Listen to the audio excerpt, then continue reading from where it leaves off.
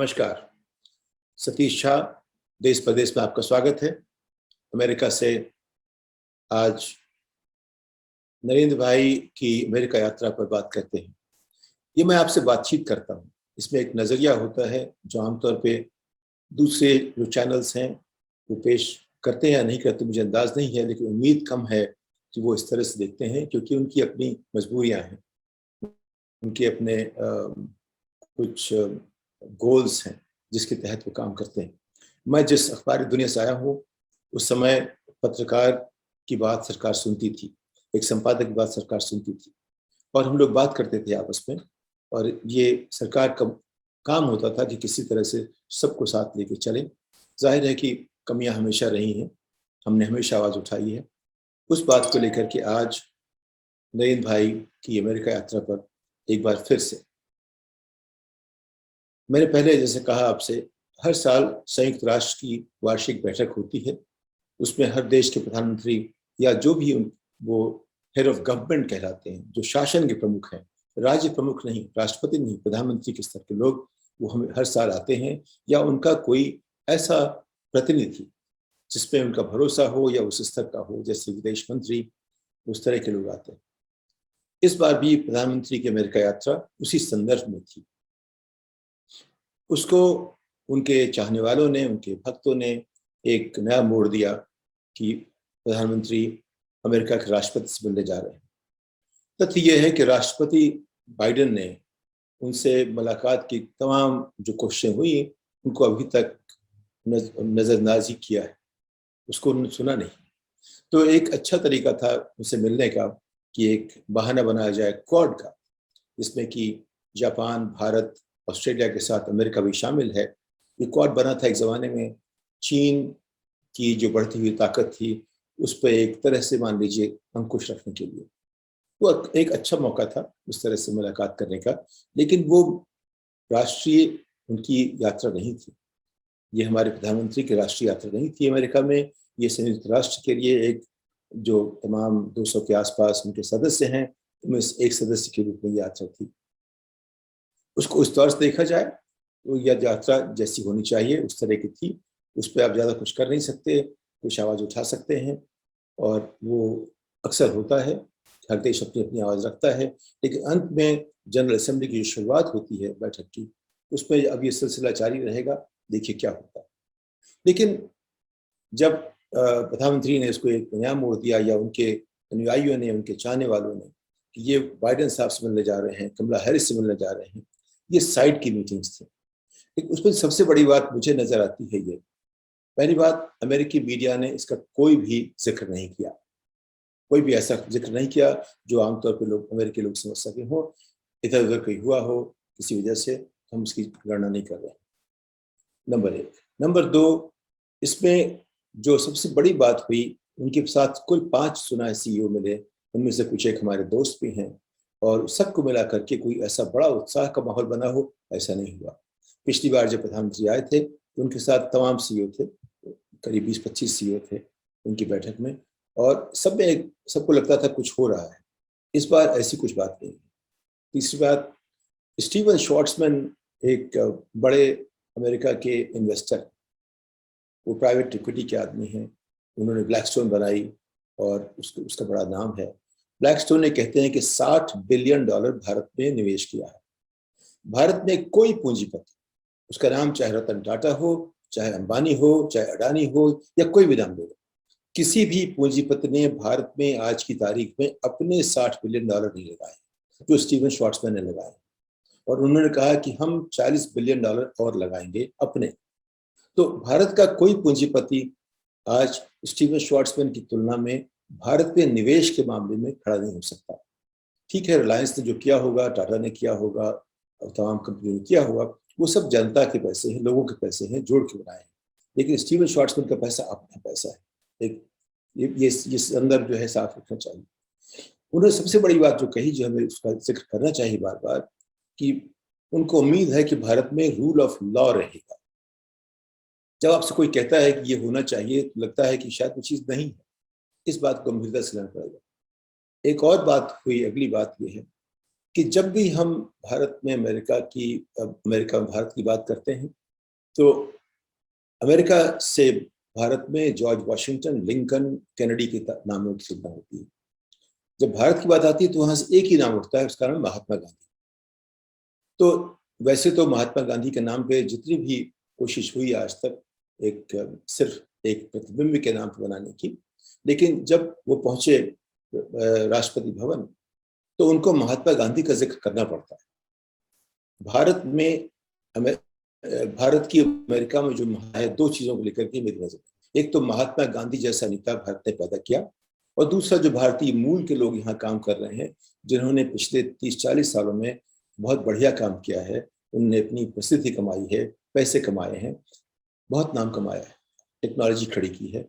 एक बार क्लिंटन साहब ने कहा था कि जो करीब 1/3 लोग जो नई कंपनियां बनाते हैं सिलिकॉन वैली में, वो भारतीय मूल के होते हैं। आज की तारीख में कोई कंपनी ऐसी नहीं है जो बड़ी कंपनी है या जिसमें क्षमता है या जिसमें जो होनहार फाउंडर्स की कंपनी है जिसमें कोई भारतीय ना हो, ये मुश्किल होता है देखना।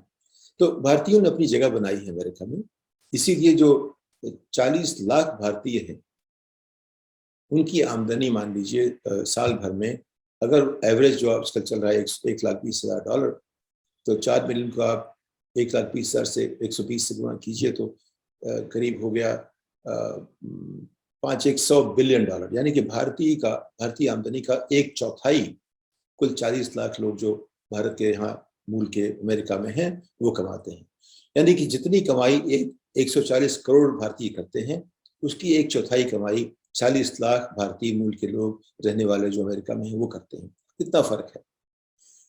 तो जो भारत की जो महत्ता अमेरिका में है उसके दो पहलू हैं, एक तो महात्मा गांधी और दूसरा भारतीय मूल के जो लोग यहाँ बसे हुए हैं, जिन्होंने काफी अच्छा काम किया है, पढ़ाई लिखाई की है, बड़ी कंपनियां चलाते हैं, काफी नई टेक्नोलॉजी बनाई है, और अगर खुद नहीं बनाई है तो उनका सहयोग रहा है, उनकी जो उसमें कंट्रीब्यूशन है उसको सब लोग मानते हैं।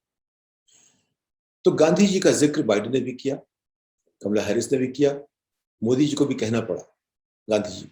तो मुझे लगता है कि भारत और भारत के सारे नेता गांधी जी की कमाई खा रहे हैं, और ये बात नरेंद्र मोदी पर भी लागू होती है कि वो भी कमाई खा रहे हैं तो गांधी जी की, जब देश छोड़ के जाते हैं तो देश में गांधी का नाम कैसा भी कर दो, लेकिन गांधी जो है आज की तारीख में भारत का सबसे महत्वपूर्ण, सबसे महान चिन्ह है दुनिया में। भारत के बाहर, भारत में जो हो रहा है उसमें तो जो सतही राजनीति है, जमीनी राजनीति वो तय करेगी, लेकिन भारत के बाहर एक व्यक्ति जो सबसे ऊपर उछलता है, उसका नाम महात्मा गांधी है। ये बात जो आज की नई पीढ़ी है उस तक सबको पहुंचानी चाहिए। जो गांधी के आदर्श हैं उनको आप छोटी छोटी चीजों में मत देखें, उसकी महत्ता को देखें।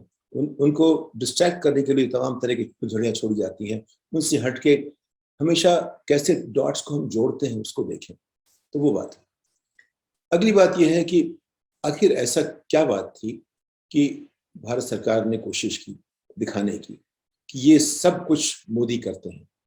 मोदी हमारे प्रधानमंत्री हैं, उनसे हमारा पुराना परिचय है, वो काफी कद्दावर नेता हैं, नेतृत्व में और प्रतिभा में, उनकी करिश्मेटिक पर्सनालिटी में कोई सवाल नहीं खड़ा कर सकता।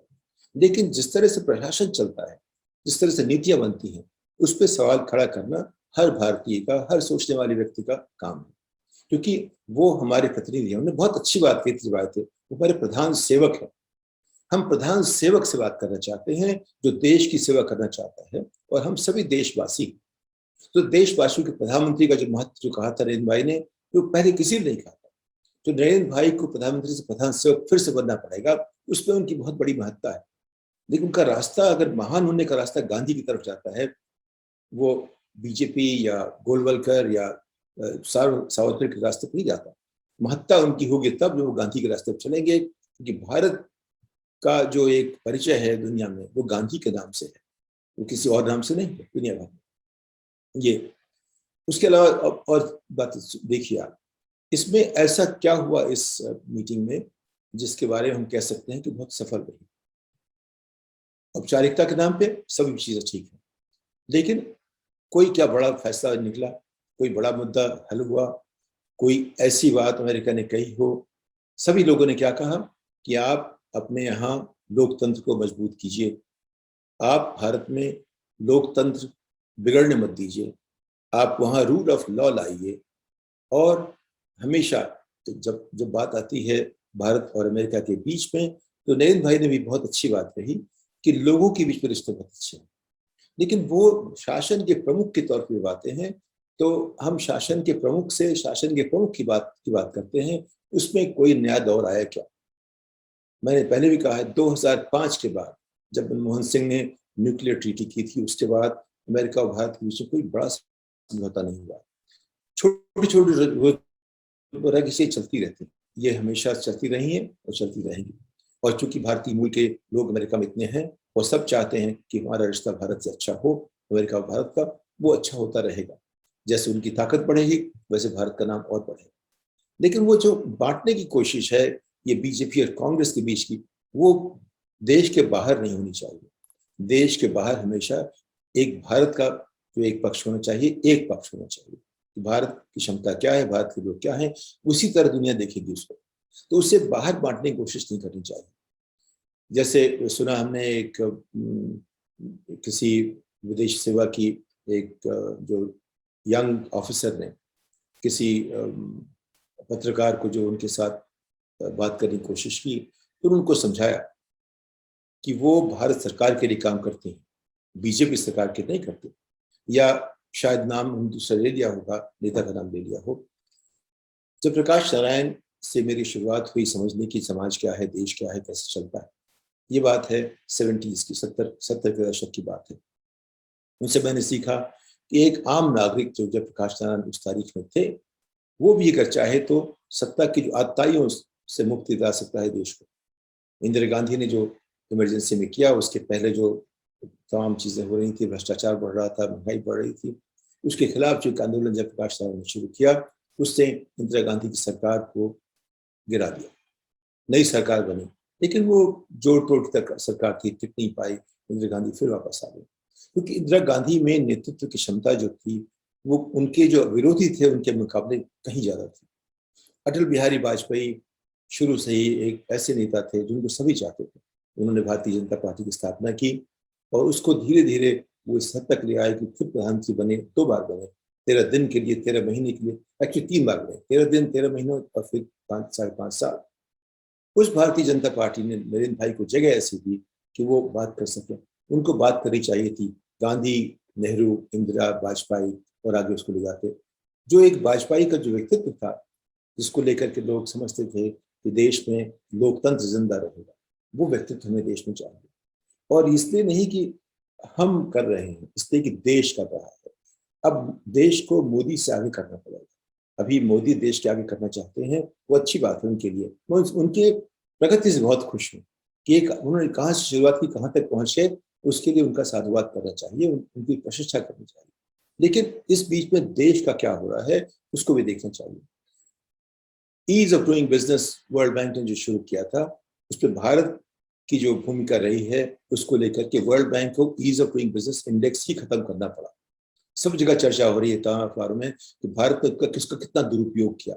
वो सारा दुरुपयोग 7 सालों में हुआ था।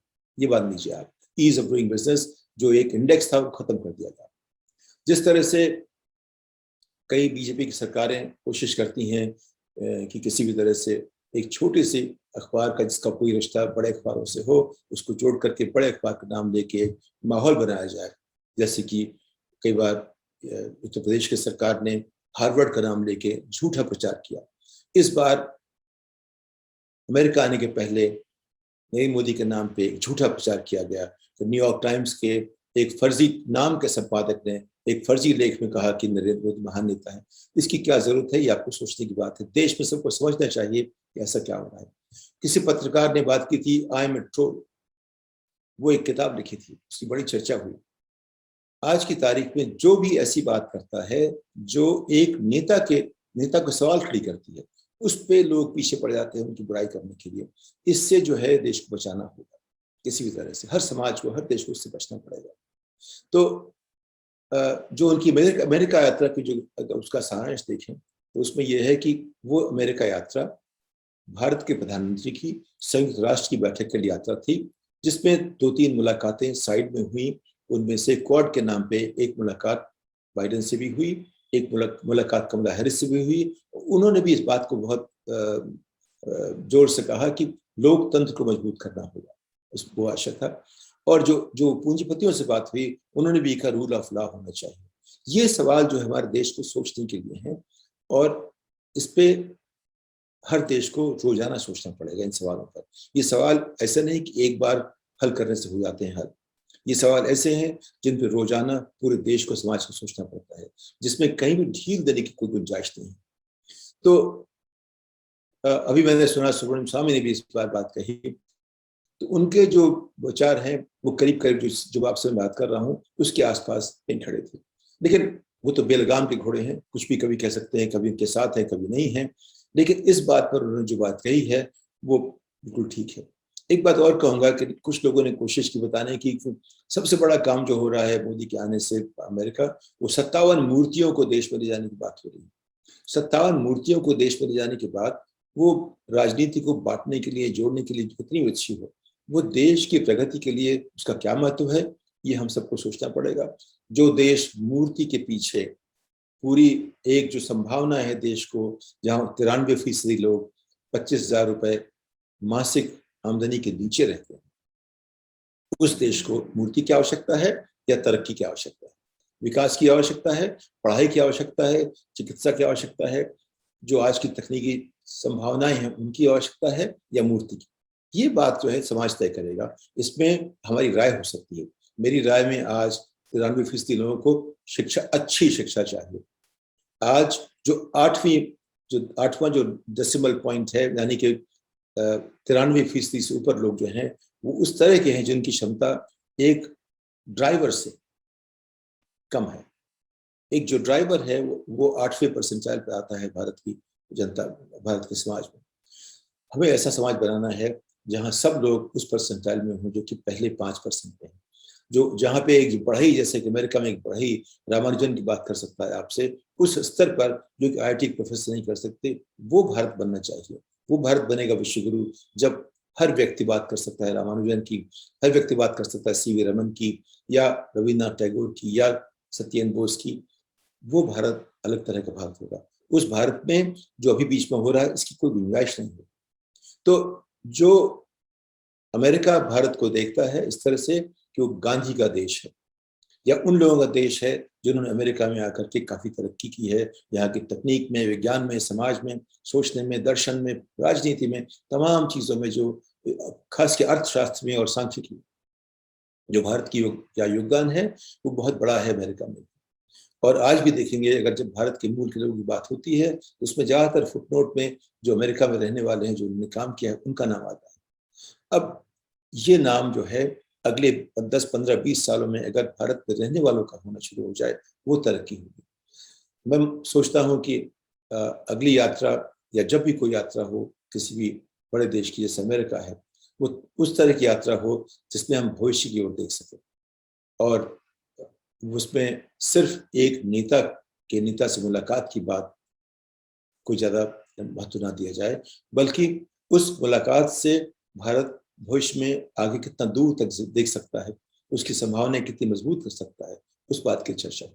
इस बात के साथ आपसे विदा लेता हूँ, देश परदेश के अगली पायदान तक। धन्यवाद, नमस्कार।